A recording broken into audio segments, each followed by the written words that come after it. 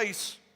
Mateus capítulo 6, no versículo 19 em diante, diz assim a palavra de Deus: não acumulem para vocês tesouros na terra, onde a traça e a ferrugem destrói, e onde os ladrões arrombam e furtam.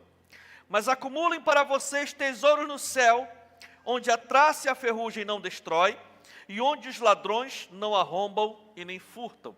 Curve sua cabeça, feche seus olhos e vamos orar. Pai, em nome de Jesus, obedecendo a tua direção, Espírito Santo, nós estamos aqui para compartilhar esta mensagem com a tua igreja, tanto que está presente aqui na nave, quanto que estão nos acompanhando pela internet. Entra, Pai, mexe no nosso interior. Traga à tona a recompensa, traga à tona a esperança, traga à tona, traga à existência essa promessa tão poderosa que nos espera e nos aguarda. Nós possamos nos posicionar e viver de acordo com esta promessa, Pai. No nome de Jesus, se você crê, diga amém. Bom, esse texto é um dos textos mais conhecidos, é uma das recomendações mais conhecidas do Senhor Jesus para os seus discípulos, né? E eu particularmente, eu acho que eu já ouvi mais de 100 pregações a respeito desse texto. E cada uma tem a sua interpretação, cada uma tem muita coisa forte, profunda, que dá da gente tirar daí. Mas é importante a gente também entender em que contexto Jesus estava falando isso. Em que contexto Jesus estava falando? Bom, ele estava falando num contexto em que ele estava dando muitos conselhos, estava normatizando os discípulos e a igreja em como ter uma vida espiritual bem-sucedida, em como priorizar as coisas espirituais em detrimento das materiais.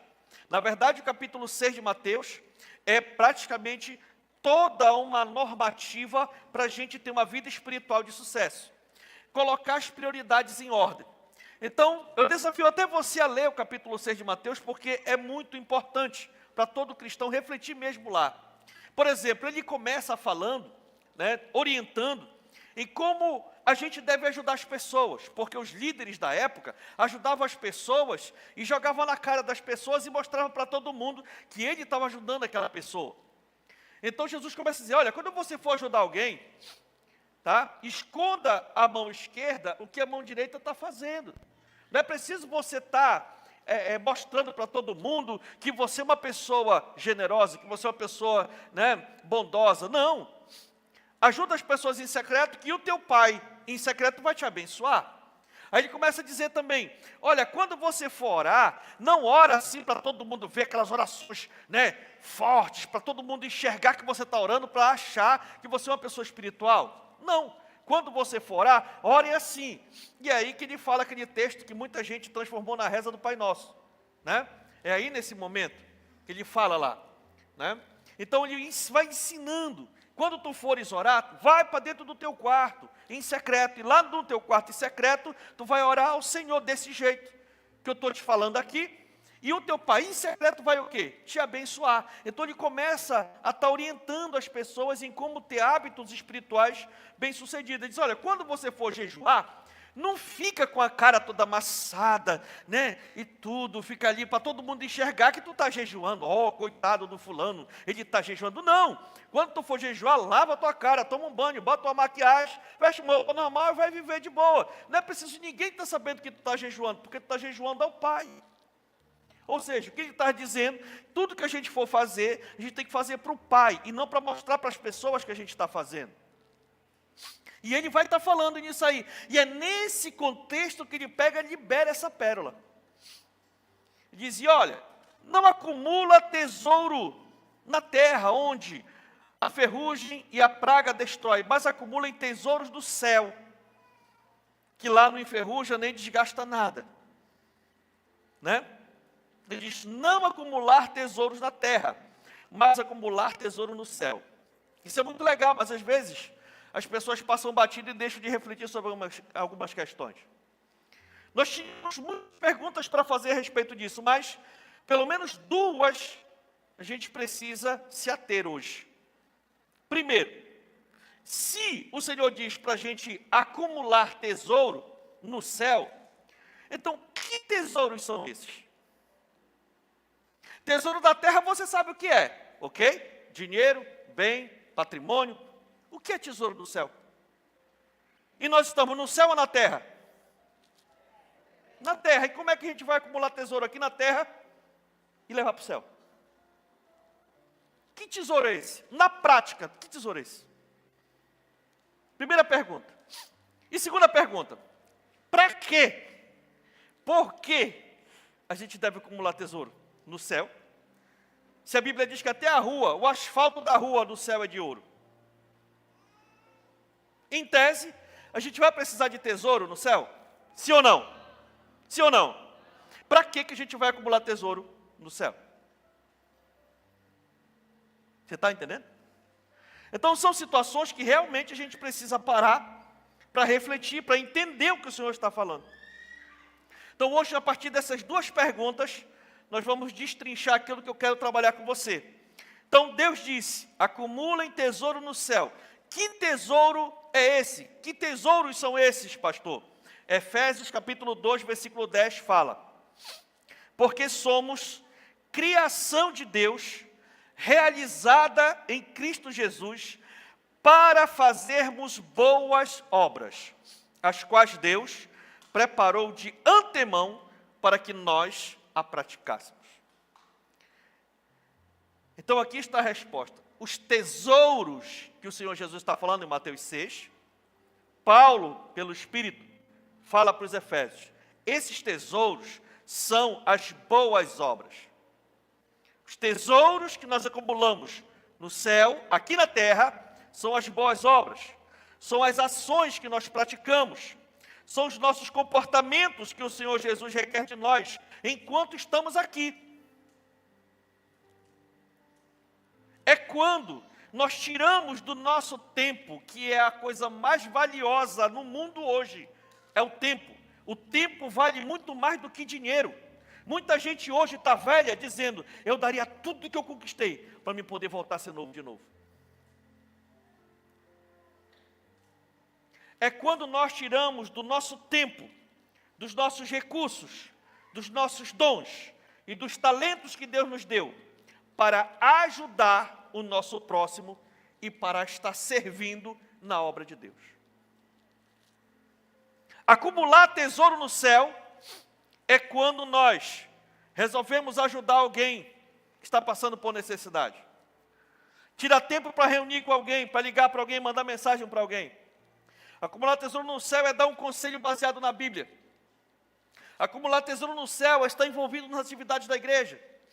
Abrir mão de muita coisa boa, de muito lazer, do banho no Curuçambá, daquele almoço com os familiares, com aqueles momentos de alegria para ir para as comunidades, para ficar até tarde, hora da noite, treinando, ensaiando, preparando o sermão, orando.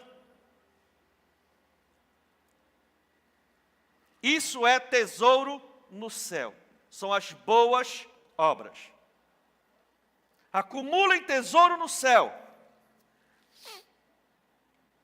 Então, pela lógica, quanto mais realizamos boas obras, mais acumulamos tesouros para a eternidade. Amém? Deu para entender? Pergunta, fique com ela. Como está o seu nível de envolvimento em servir os seus irmãos e se envolver na obra de Deus? Segunda pergunta que nós vamos responder. Pastor, tudo bem. Então eu já entendi que eu tenho que estar fazendo boas obras para poder acumular no céu. Mas para quê? Por que devemos acumular esses tesouros? E a resposta é: porque haverá recompensa para aqueles que praticarem as boas obras. Vai haver uma recompensa. Hebreus 11:6 diz assim: sem fé é impossível agradar a Deus, pois quem dele se aproxima precisa crer que ele existe e que recompensa aqueles que o buscam. Sim, meu irmão, no céu vai haver recompensa para aqueles que resolveram trabalhar para Deus. Aqueles que resolveram só ficar sentado no banco e não fazer nada para Deus, só vai prestar para ir para o céu. Me perdoe a franqueza, mas essa é a verdade. Então, no céu, pastor, então quer dizer que no céu vai haver separação? Vai haver distinção? Vai. Mas o céu não é um lugar pleno? Sim. No céu não vai ter sofrimento, no céu não vai ter nada do que tem aqui na terra, dessa coisa perigosa. É melhor viver no céu do que viver em qualquer outro lugar, material ou espiritual. Mas mesmo no céu, Deus é justo. E Ele vai recompensar aqueles que acumularam mais tesouros no céu do que na terra. Então, no céu haverá separação entre os que se dedicaram em realizar mais obras para o reino de Deus do que os outros que se dedicaram mais das coisas dessa terra. E aí Jesus fecha o versículo, porque aonde está o teu tesouro, lá vai estar o teu coração. Então, se nós priorizarmos verdadeiramente e somente viver como um bom crente, mas batalhar tanto nas coisas dessa terra, então nosso coração está aqui. E nós vamos receber a recompensa disso. Deus é fiel e Ele vai lhe recompensar aqui na terra. Você vai se dedicar, você vai trabalhar, você vai prosperar, você vai conquistar. Mas tudo que você fizer, você vai se beneficiar aqui nessa terra. Mas quando você chegar no céu, aí vai ter uma separação. Então o bom mesmo é a gente acumular tesouro nos dois lugares, amém ou não amém? Acumular tesouro nessa terra para a gente poder viver bem, mas também não deixar de entender que precisamos acumular tesouro no céu. Sabe, irmãos? E o interessante, que isso é muito sério, isso é bíblico. Apocalipse 22:12, o Senhor diz assim: eis que venho em breve, a minha recompensa está comigo. A minha recompensa está comigo, e eu retribuirei a cada um de acordo com o que fez. Ele está falando aqui, vai retribuir a cada um de acordo com o que creu? Vai trabalhar, vai recompensar de acordo com o que viu? E vai retribuir a cada um de acordo com o que fez. Boas obras. Ou más obras. Aí então você pode perguntar, pastor, mas escute, não é a fé que salva? Não é a fé que salva? Sim, é a fé que salva. Então por que Jesus diz que vai recompensar a cada um de acordo com o que fez? É porque aqui ele não está falando de salvação, ele está falando de premiação. Aqui ele não está falando para aquela pessoa que vai ser salva ou não, aqui ele está falando para os salvos. De acordo com o que cada um fez, de acordo com o que cada um acumulou no céu, ele vai recompensar. Pela palavra de Deus, existe uma promessa de um evento escatológico muito importante na vida de todo crente. E é por isso que eu peço perdão para a igreja, porque ainda não expliquei direito sobre isso. E dada a importância do evento, porque é importante da vida de todo crente e que está diretamente relacionado a tudo aquilo que ele fez aqui na terra, o que o crente fez aqui na terra. E a teologia chama esse evento de Tribunal de Cristo, que é o tema da nossa mensagem de hoje. Diga comigo, Tribunal de Cristo. É sobre isso que vamos falar hoje. Segundo aos Coríntios, capítulo 5, versículo 10, diz assim: pois todos nós devemos comparecer perante o tribunal de Cristo, para que cada um receba, de acordo com as obras praticadas por meio do corpo, quer sejam boas, quer sejam más. Então aqui está falando de uma recompensa, de uma avaliação, de um julgamento sobre aquilo que a igreja realizou enquanto estava na terra. Então cada um de nós vamos comparecer perante o tribunal de Cristo, para que cada um receba, de acordo com as obras praticadas por meio do corpo, aquilo que você fez enquanto você era parte da igreja, por meio do corpo de Cristo. O que você fez, seu nível de envolvimento, onde você se envolveu, o que você contribuiu, como você se relacionou, como você viveu a sua vida dentro do corpo de Cristo. O que você acumulou para o céu enquanto estava fazendo parte da igreja. Então aqui, irmãos, estou falando diretamente a respeito do nível de envolvimento que cada um tem dentro da igreja do Senhor.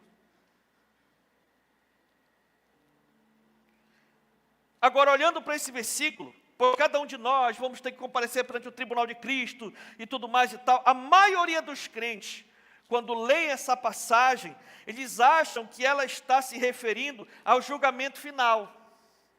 Olha, vamos ter o tribunal de Cristo, acha que é o mesmo julgamento final. Aquele lá, né, do julgamento final, lá do trono branco e tudo, que onde Deus julgará os homens. Isso está lá em Apocalipse 20, a partir do 11.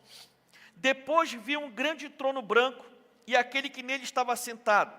A terra e o céu fugiram da sua presença e não se encontrou lugar para eles. Vi também os mortos, grandes e pequenos, de pé diante do trono. E livros foram abertos. Outro livro foi aberto, o livro da vida. Os mortos foram julgados de acordo com o que tinham feito, segundo o que estava registrado nos livros. O mar entregou os mortos que nele havia, e a morte e o Hades entregaram os mortos que nele havia. E cada um foi julgado de acordo com o que tinha feito. Então a morte e o Hades foram lançados no lago de fogo. O lago de fogo é a segunda morte. E se o nome de alguém não foi encontrado no livro da vida, esse também foi lançado no lago de fogo. Então aqui estamos falando de dois eventos diferentes, que vão acontecer em momentos diferentes da história, por conta dos propósitos diferentes e também, né, em locais diferentes. Então não se trata da mesma coisa. Amém, meus amados? É importante que a igreja entenda. Nós já falamos muito sobre o juízo final. Na série Sinais do Fim, a última mensagem, nós falamos sobre o julgamento final, né, aquele do trono branco e tudo mais. Se você tiver interesse em entender como funciona, você pode ir lá no site da igreja, na série Sinais do Fim. Na última mensagem nós falamos e explicamos mais sobre o julgamento final. Agora eu lembro que no final da década de 80, eu era criança, eu nem sabia que estava realmente nas paradas das rádios uma música que muita gente cantava e todo mundo ficava com medo quando cantava, que é o Juízo Final, do Eliezer Rosa. Quando o pessoal começava a cantar, os meninos ficavam tudo de olho assim, né? Que era uma música daquelas bem top das galáxias. Inclusive, eu até mostrei para os meus meninos, de vez em quando eu mostro para eles, eles aprenderam a música. Então, se atendo ao tribunal de Cristo, o que é o tribunal de Cristo? Meus irmãos, o tribunal de Cristo é um evento no qual todos os crentes vão comparecer diante de um tribunal celestial. Neste tribunal serão julgadas as obras dos salvos que foram praticadas na terra, a fim de receberem ou não a recompensa, ou não o galardão. Tá? 1 Coríntios 1,8 diz: Ele os manterá firmes até o fim, de modo que vocês serão irrepreensíveis no dia de nosso Senhor Jesus Cristo. Essa é a grande promessa que nós, a igreja do Senhor, estamos esperando. O dia do nosso Senhor. O dia do nosso Senhor vir se encontrar com a sua igreja. Para nós, que acreditamos que o arrebatamento vai acontecer antes da grande tribulação, que nós chamamos de uma visão pré-tribulacionista, nós acreditamos que o evento que vai marcar o início da grande tribulação é o arrebatamento da igreja do Senhor. Também já falamos muito sobre o arrebatamento da igreja aqui na igreja. Se você tiver interesse em saber, vá no site também que está tudo lá. Tá? Então, nós acreditamos assim. Então, os salvos, né? Nesse tribunal, todos os que vão estar diante do Senhor já estão salvos. Então não é um tribunal para condenação. Amém? Todos os que vão para o tribunal de Cristo, eles já vão salvos. Na verdade, não tem o que a gente fazer depois que a gente morre. Quando a gente partir dessa terra, ou a gente já parte com uma sentença para salvação, ou para condenação. No negócio é aqui. Como diz a Bíblia, por isso é ordenado ao homem viver uma só vez, e depois disso, segue-se o juízo. É só uma questão de tempo para a consumação dos séculos, para depois todo mundo receber o veredito final. Então, se a pessoa já foi arrebatada, é porque literalmente ela já é salva. Amém?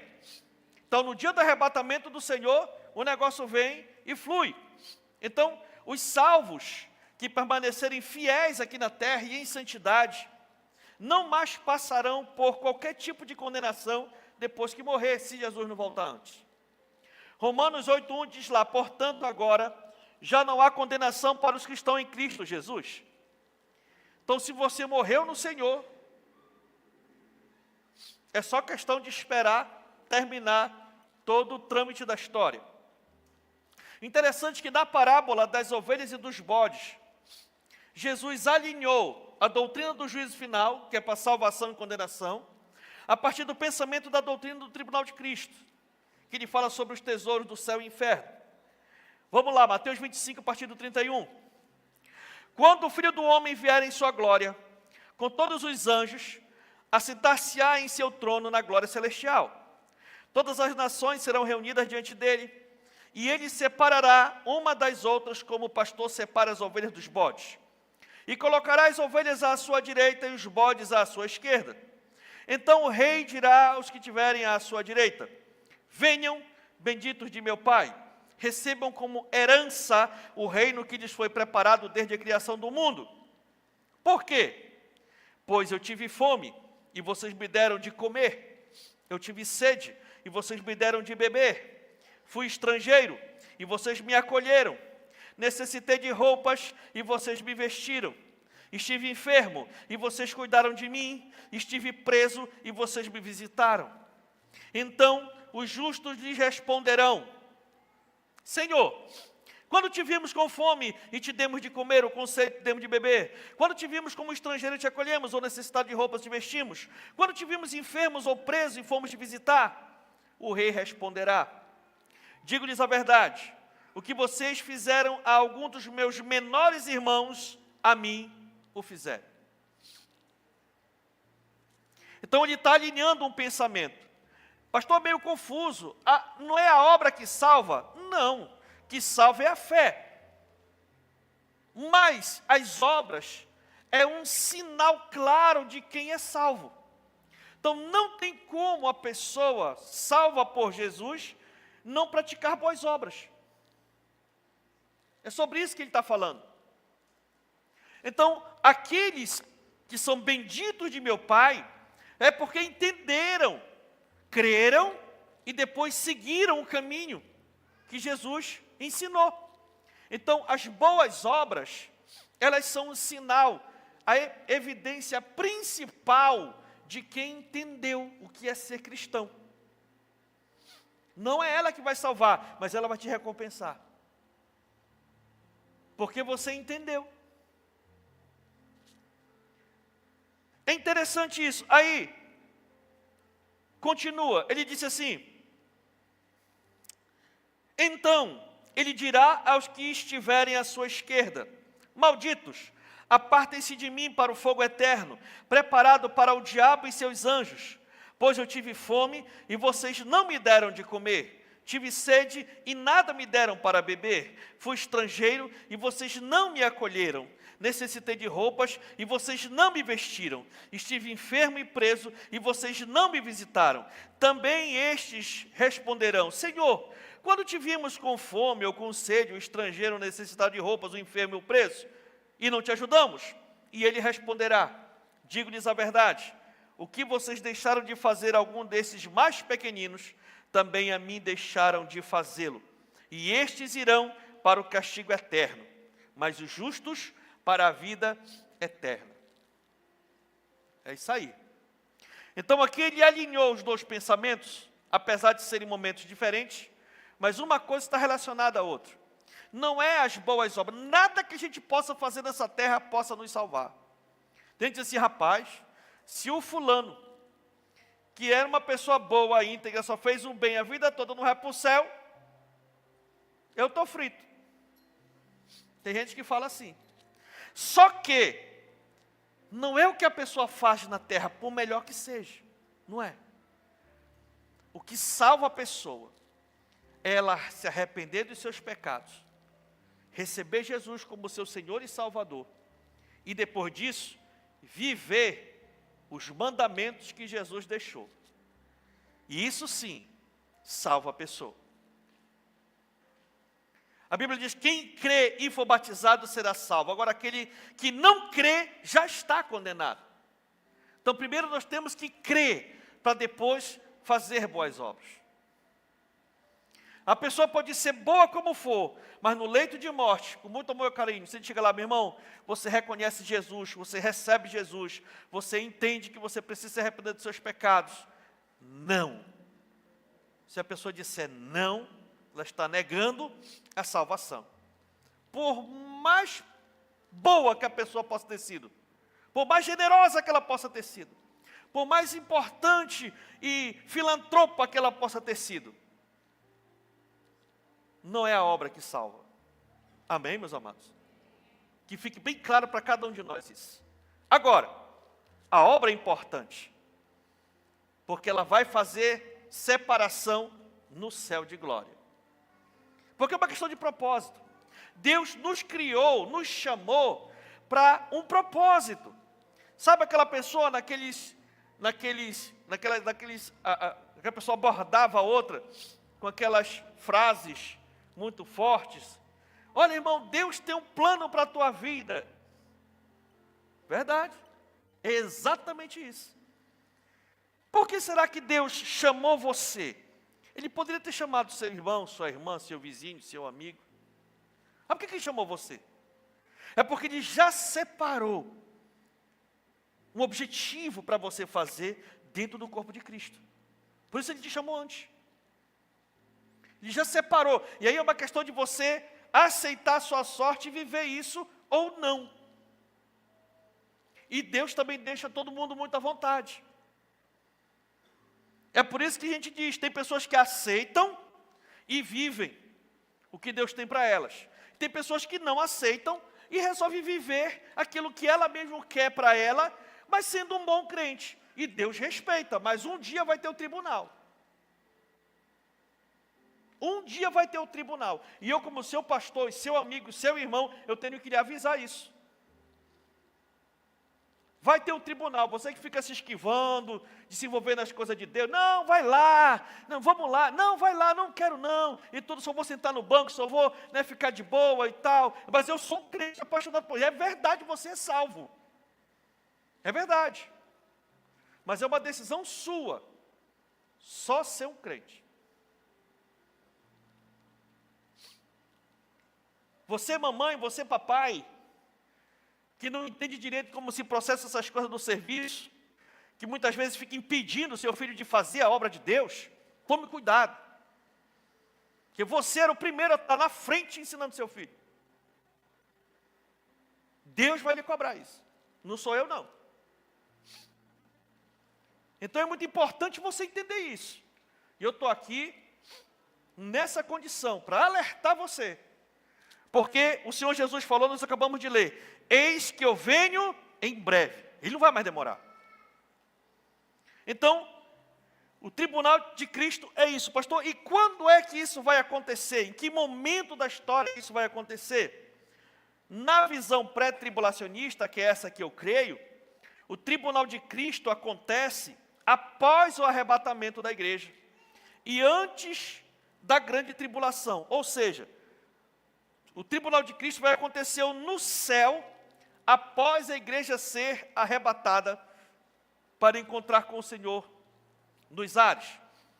1 Tessalonicenses capítulo 4, a partir do 15, diz assim: dizemos a vocês, pela palavra do Senhor, que nós, os que estivermos vivos, os que ficarmos até a vinda do Senhor, certamente não precederemos os que dormem, pois, dada a ordem, com a voz do arcanjo e o ressoar da trombeta de Deus, o próprio Senhor Jesus descerá do céu e os mortos em Cristo ressuscitarão primeiro.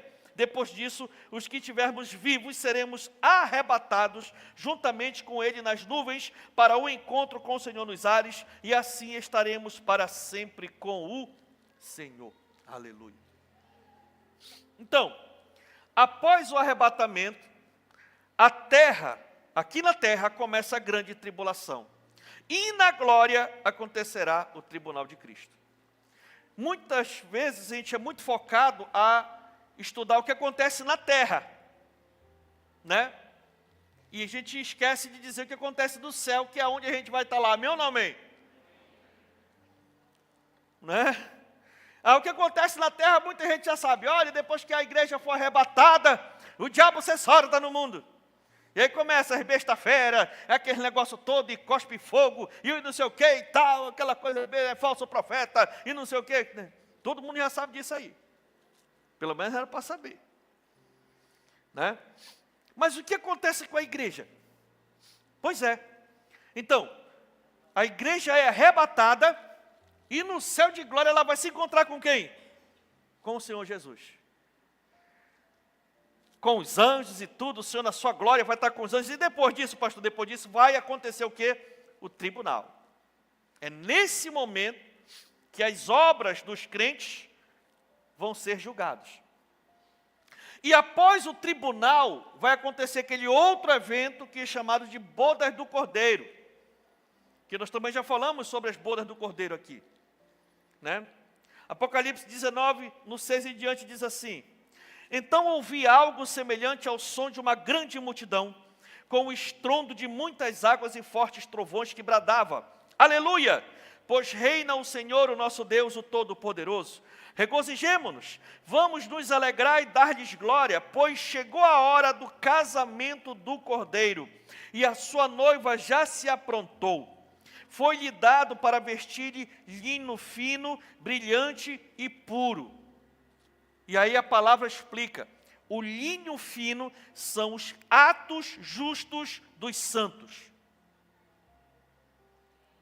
E o anjo me disse, escreva, registre. Felizes os convidados para o banquete do casamento do Cordeiro. E acrescentou, estas são as palavras verdadeiras de Deus. Vai acontecer. Então o que acontece com a igreja? A igreja é arrebatada, passa pelo tribunal e depois vai para as bodas do Cordeiro, para a festa do casamento. Da união entre Jesus e a igreja. Aquele grande banquete medonho que vai estar lá com todo tipo de especiarias e frutas e pelo menos peixe eu sei que vai ter. Eu creio que pelo menos um jaraquizinho assado, para quem gosta. Não sei que hora vai ser, não sei como é que vai ser lá em cima. Se vai ser de dia o tempo todo, geralmente peixe assado frito é melhor de dia. Mas se bem que de noite eu também pego firme. Eu só sei, meu irmão, que vai ser uma festa muito top das galáxias. E eu creio que eu vou estar lá, eu creio que você também, em nome de Jesus. Então essa é a sequência. Vai ter o arrebatamento, vai ter o tribunal de Cristo, e depois vai ter a bodas do Cordeiro, e aí a igreja vai ficar agora unida com o Senhor para sempre. Depois ela vai só esperar o término das coisas aqui na terra para poder vir e aí comparecer diante com todas as pessoas que vão ser condenadas para o juízo final. Mas tanto no tribunal de Cristo, quanto no juízo final, o salvo já está salvo. Então é importante nós entendermos isso, meus irmãos. Falando sobre o tribunal de Cristo, quem é o juiz? Jesus. Jesus é o juiz. É Ele quem vai dar o veredito se o que fizemos de bom nessa terra realmente chegou no céu. Não somos nós. É Ele que vai dizer se o que realmente nós fizemos foi algo bom. João capítulo 5, a partir do 22, diz assim: além disso, o Pai a ninguém julga, mas confiou todo julgamento ao Filho. Todo julgamento ao Filho, para que todos honrem o Filho, como honram o Pai. Aquele que não honra o Filho, também não honra o Pai que o enviou. E eu lhes asseguro, quem ouve a minha palavra e crê naquele que me enviou, tem a vida eterna e não será condenado, mas passou da morte para a vida. Então, meus irmãos, somente Deus e o seu Filho no universo têm direito legítimo de julgar os homens. Se os crentes seguiam Jesus, nada mais justo que Ele próprio para julgar se cada crente o seguiu verdadeiramente. Então, queira ou não, ninguém escapará da justiça do Todo-Poderoso. Ninguém que pisou nessa terra vai deixar de ser julgado um dia por Deus.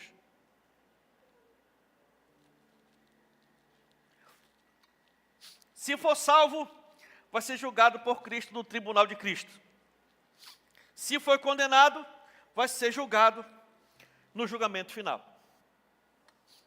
Então, meus irmãos, a doutrina do tribunal de Cristo visa ensinar sobre como a igreja prestará contas de tudo que fez enquanto esteve presente aqui no mundo. Ali no tribunal, todas as obras se revelarão, desde as mais complexas até as consideradas mais simples. Será o momento de julgamento divino acerca das ações e atitudes dos salvos em Cristo. Então é necessário e fundamental ter esse julgamento para que Deus, para que Cristo exerça a justiça dentro da igreja. 1 Coríntios 3, a partir do 8, diz assim: o que planta e o que rega tem um só propósito, e cada um será recompensado de acordo com o seu próprio trabalho. Pois nós somos cooperadores de Deus, vocês são lavouras de Deus e edifícios de Deus, conforme a graça que Deus me foi concedida. Eu, como sábio construtor, lancei o alicerce, e outro está construindo sobre ele. Contudo, veja como cada um constrói. Então aqui é muito claro, diz: cada um será recompensado de acordo com o seu próprio trabalho. Então, cuidado, porque tem gente querendo terceirizar as coisas. Acha que o trabalho do outro vai respingar nele. Tipo, olha, meu pai e a minha mãe, pensa nos homens de Deus. Buscam ao Senhor, oram a Bíblia, trabalham, são envolvidos. Mas eu não quero não.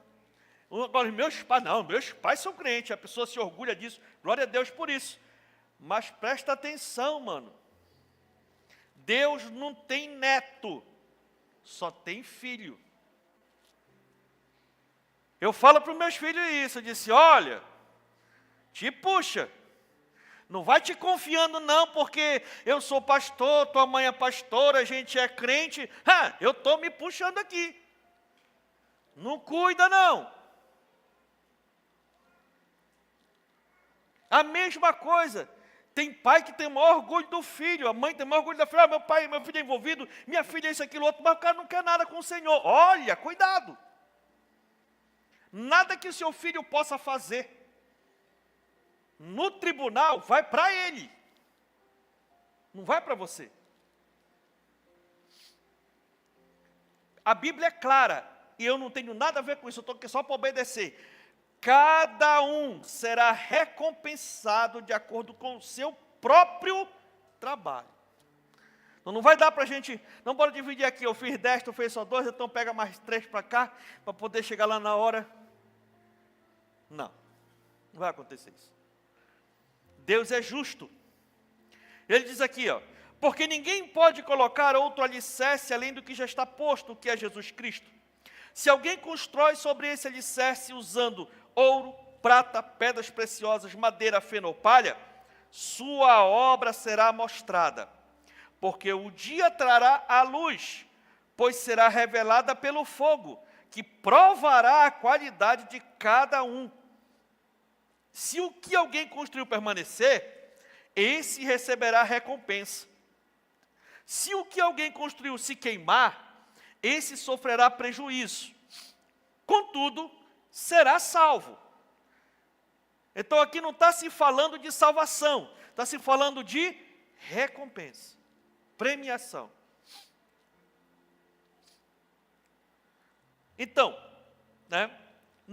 contudo será salvo como alguém que escapa através do fogo. Então vocês não sabem que são o santuário de Deus e que o Espírito de Deus habita em vocês? Se alguém destruir o santuário de Deus, Deus o destruirá, pois o santuário de Deus, que são vocês, é sagrado. Então o julgamento será preciso, pois passará pelo crivo do Senhor Jesus Cristo.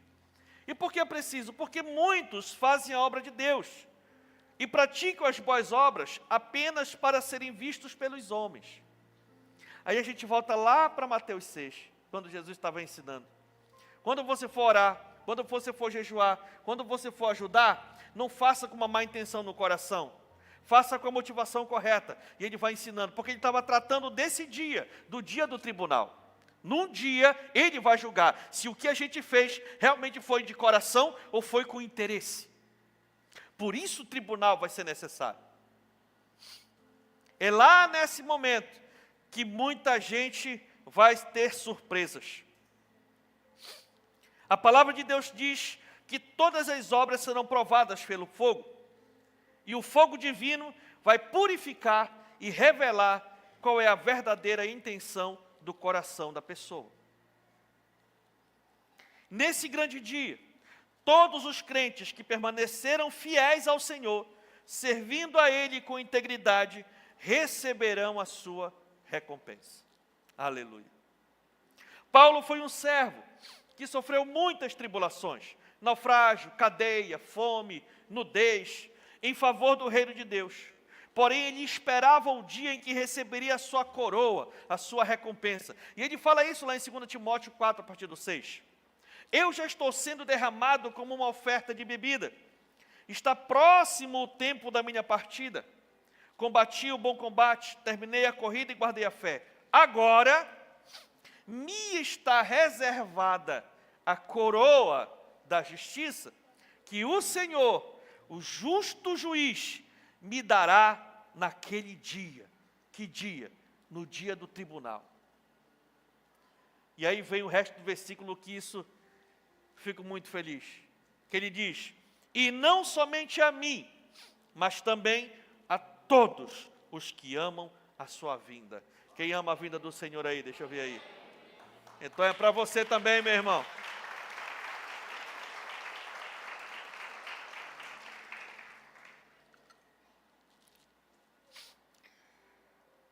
Então aqui nós vamos falar um pouquinho sobre os tipos de obras, para a gente terminar.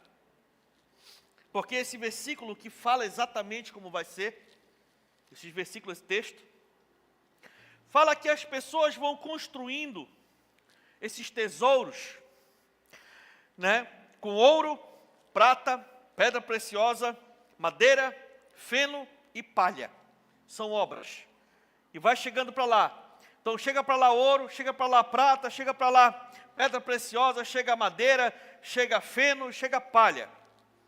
No dia do juízo, no dia do tribunal, essas obras, esses tesouros vão ser colocados lá no altar. E vai ser passado pelo fogo. Então vão ter obras que vão permanecer e obras que vão ser queimadas. Quais serão as obras que permanecerão? As obras em ouro vão permanecer. Na Bíblia, o ouro simboliza aquilo que procede de Deus.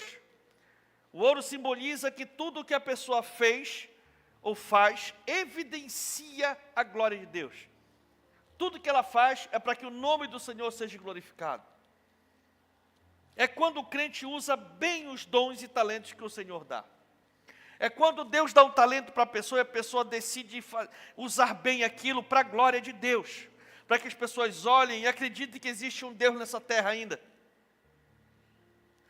E tudo que a pessoa faz sobe como uma obra em ouro, porque glorifica a Deus. Temos as obras em prata também que vão permanecer. A prata na Bíblia é símbolo de redenção. No Antigo Testamento, a redenção dos filhos de Israel era paga em prata.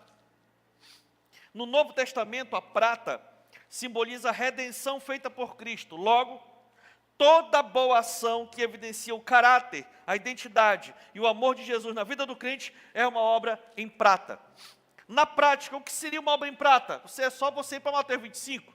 Eu tive fome e me deste de comer. Eu tive sede e me deste de beber. Eu estava nu e me vestiste. Eu estava doente e você foi cuidar de mim. Estava preso e você foi me visitar. Esse tipo de comportamento, esse tipo de solicitude, evidencia o caráter de Deus, o caráter de Cristo na vida da pessoa. Então, quanto mais nós pudermos evidenciar esse tipo de característica, mais nós estamos o quê? Entesourando prata para o céu. Obras em pedras preciosas. As pedras preciosas são símbolos do Espírito Santo. Os crentes que possuem os dons espirituais têm o adorno do Espírito Santo. São as obras feitas pelo poder do Espírito Santo.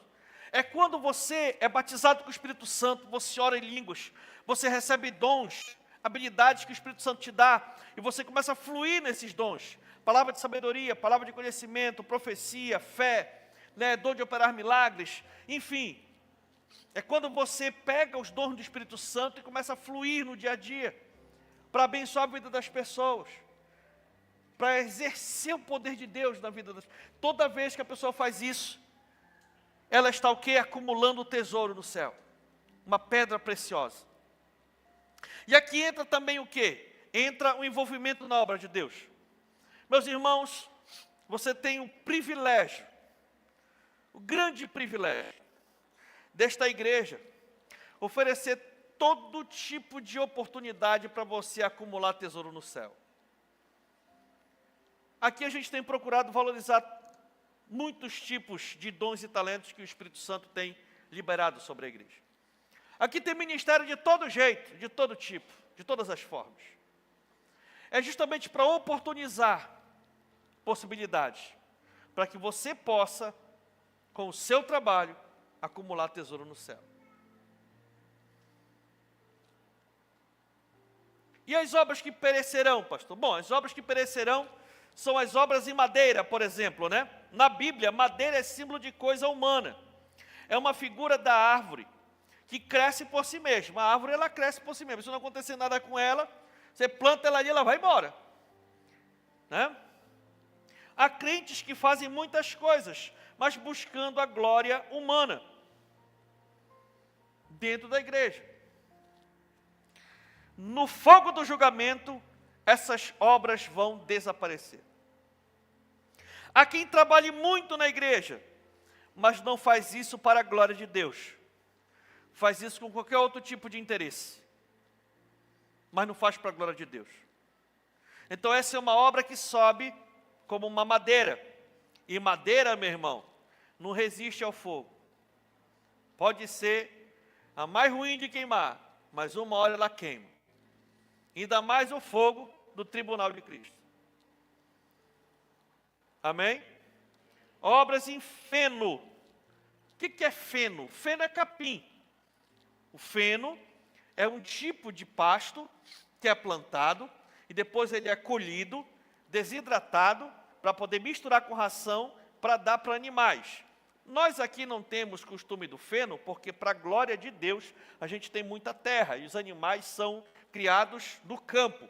Mas na maioria das regiões as pessoas não criam seus animais no campo, eles criam em locais de confinamento. Eles plantam no campo o feno, para depois colher o feno, misturar com ração para dar para os animais. E lá que não tem água, né, o Espírito Santo, usando Paulo, comparou o feno com a obra que não vai permanecer. Porque lá não existe, são poucos os pastos assim, de campos. Lá eles trabalham muito com o feno.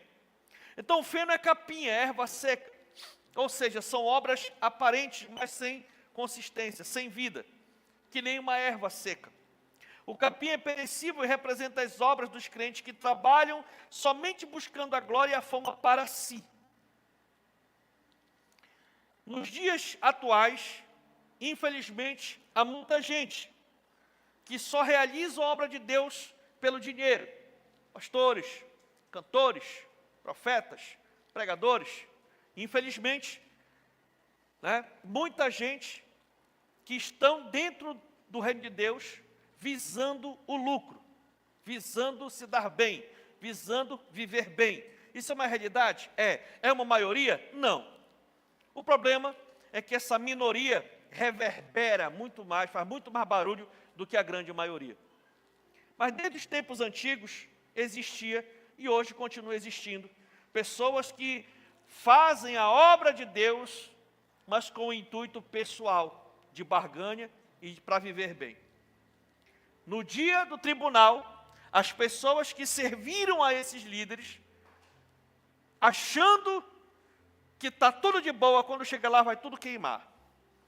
E aí o salvo vai dizer, mas Senhor, eu passei 10, 15 anos nesse ministério. Pois é, por que você se enganou? Minha Bíblia está aí. Eu deixei minha palavra para você não ter se enganado. Você pegou corda porque você quis. Porque dificilmente um líder, um pastor, um cantor, um obreiro que faz a obra de Deus, visando lucro, vai estar no dia do tribunal. Não vai. Ele não vai chegar lá, ele não vai ser nem arrebatado. Quem vai ser arrebatado é aquele crente apaixonado por Jesus, mas que serviu no ministério desse. O líder, não. É muito mais rigor da parte de Deus na hora de acertar as contas com os líderes da igreja. E eu sei disso. Então, a obra em palha, para a gente terminar. A madeira tem certa consistência, mas a palha é muito fraca. Ela não resiste à força do fogo, e o vento a leva com facilidade. Ela é instável. Palha representa a obra sem firmeza, ou seja, feita por crentes que são inconstantes. Muitos vivem mudando de igreja, muitos vivem mudando de costume, muitos vivem mudando de crença, muitos vivem mudando de hábitos, porque não têm consistência. Vão sendo levados, como a Bíblia diz, balançados pelo vento de qualquer doutrina. É levado por qualquer vento de doutrina. Tem um negócio novo, diferente, aí eu estou indo lá, eu estou indo ver, eu estou vendo onde é que está tendo um negócio de um pipoco, um negócio legal, eu vou para cá, vou para ali, vou para acolá. É levado por qualquer vento de doutrina. São crentes que se deixam enredar por falsos ensinos, falsos mestres, doutrinas de demônios, que atrapalha muito a frutificação dessa pessoa para o reino. É igual aquela pessoa, por exemplo, que passou 30 anos sendo crente mesmo. O alvo dele é Jesus, ele entendeu, entregou a vida para Jesus e segue, mas pegou corda de vários tipos de filosofias que se tem por aí. Né, a filosofia do desigrejado, por exemplo, que não precisa congregar em templo, não precisa estar no meio de um corpo de Cristo, não precisa contribuir com nada, né, e tudo mais. Já pensou uma pessoa viver 30 anos da sua vida na terra sendo um cristão e não fazendo parte de nenhuma comunidade local? Aonde ele vai fazer as boas obras? E as boas obras que ele faz, ele acha que ele está fazendo bem. Lá na hora vai ser só feno ou só palha. Esse é o problema. Já pensou aquela pessoa que pegou corda daquele líder que mostrou por A mais B na Bíblia, de que não é necessário ou não precisa você estar dizimando e ofertando na igreja e tal, a pessoa passa 30 anos sem contribuir com nada. e além de não contribuir, ainda atrapalha os outros que querem contribuir, no dia do tribunal, o que ele tem para apresentar?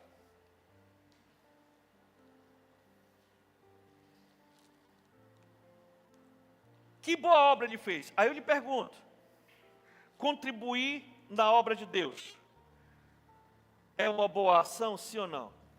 Sim ou não? E se é uma boa ação, no dia do tribunal, você vai encontrar tudo aquilo que você contribuiu aqui. É assim. Agora imagina a pessoa que pegou corda desse tipo de ensino. Porque o líder, quem ensina, esse não vai. Esse já vai ficar por aqui mesmo. Não vai ser, já está condenado. Eu estou falando do membro, daquele seguidor, que pegou corda desse tipo de ensino.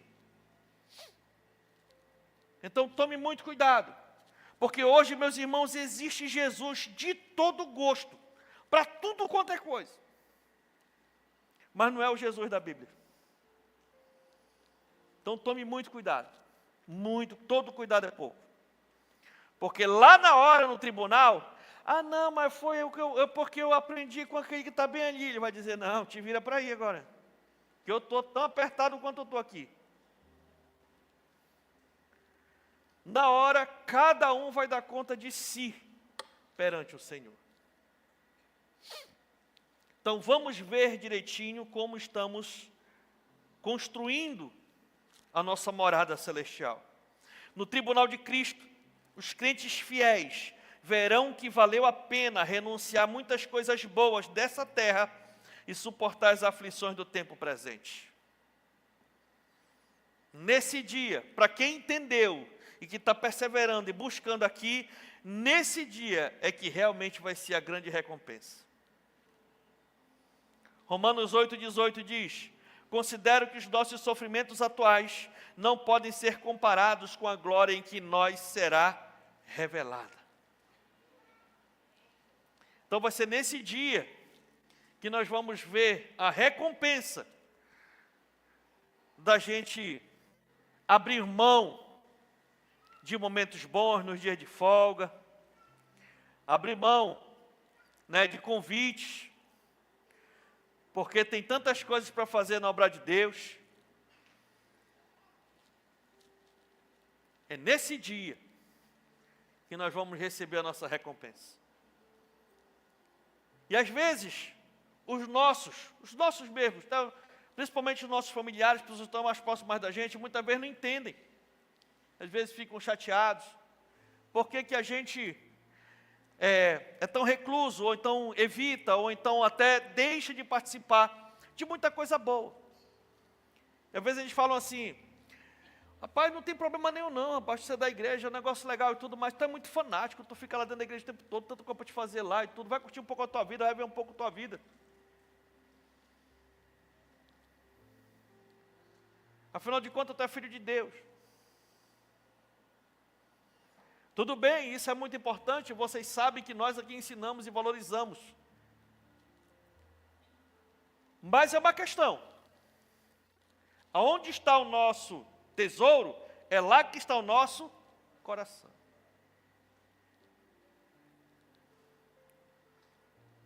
Onde está seu coração? Aonde você está investindo de fato? Fique com essas duas perguntas para você refletir essa semana. Será se você acha que essa 1h30 que a gente passa aqui dentro no domingo é o suficiente?